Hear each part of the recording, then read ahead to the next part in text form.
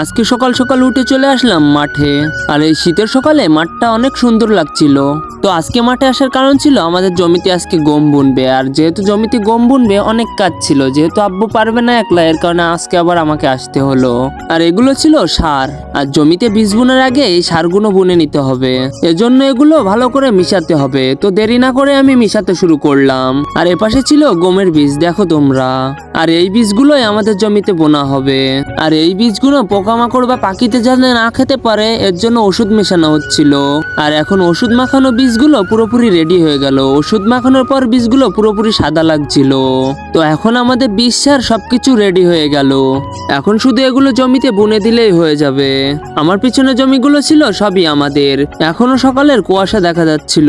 আমাদের এই জমিতে আগে থেকেই একবার চাষ দেওয়া ছিল, আর সার আর বীজ বোনার পরে আবার একবার চাষ দিতে হবে। তো প্রথমে আব্বু সারগুলো ছড়িয়ে নিল জমিতে, তারপরে এই বীজগুলো রেডি করলো বোনার জন্য। আর বীজগুলো খুব সুন্দর করে আব্বু সারা ভুঁইতে ছড়িয়ে দিল। আব্বু বীজ বুনছিল আর আমি এখান থেকে দেখছিলাম, কারণ আমি বীজ বুনতে পারি না। আমাদের পুরোপুরি ভুঁইতে গমের বীজ বোনা কমপ্লিট, এখন শুধু অপেক্ষা ট্রাক্টরের, কারণ বীজ বোনার পরে আর একটা চাষ দিতে হয়, না হলে বীজগুলো পাখিতে খেয়ে নেবে।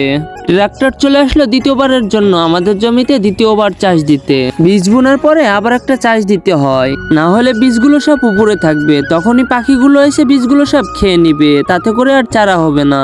খুব সুন্দরভাবে আমাদের ভুঁইটা দ্বিতীয়বারের মতন চাষ দিয়ে আবারও কমপ্লিট করে ফেললো।